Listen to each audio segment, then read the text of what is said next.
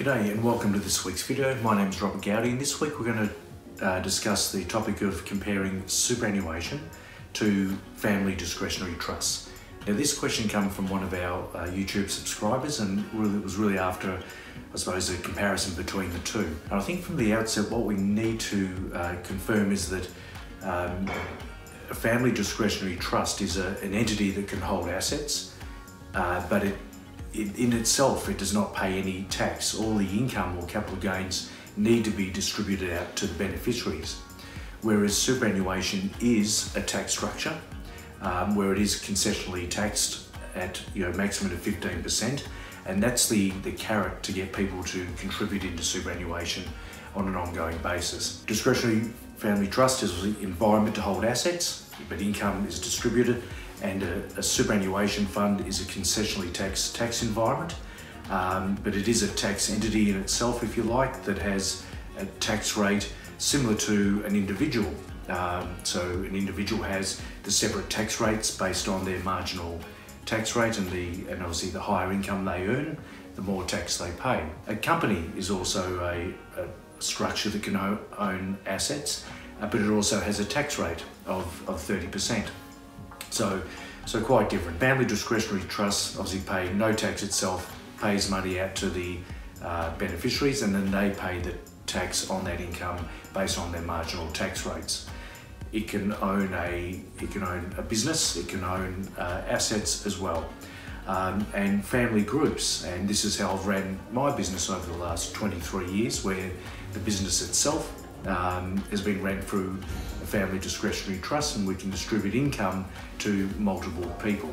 And those family members can be my parents, can be grandparents, children, spouses, and so on. And it can also be distribute income to companies as well. So it's very wide ranging, gives you lots of flexibility. Of course, in comparison to superannuation, you're going to pay maximum 15% on your concessional contributions and on the earnings whilst you're in an accumulation phase.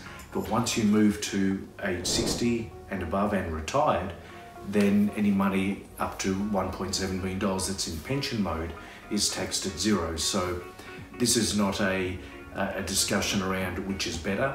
Both have their uses, and of course as a couple using superannuation you can have, as individuals, $1.7 million each, and once you're 60 and retired, so that means you can have $3.4 million completely tax-free.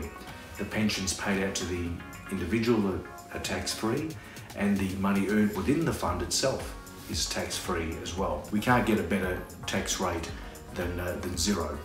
So who would use a discretionary trust? Well, I think in conjunction with superannuation.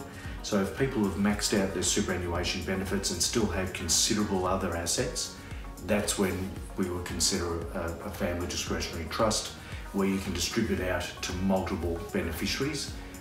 So we're talking about larger amounts of money where there's big amounts of income coming through.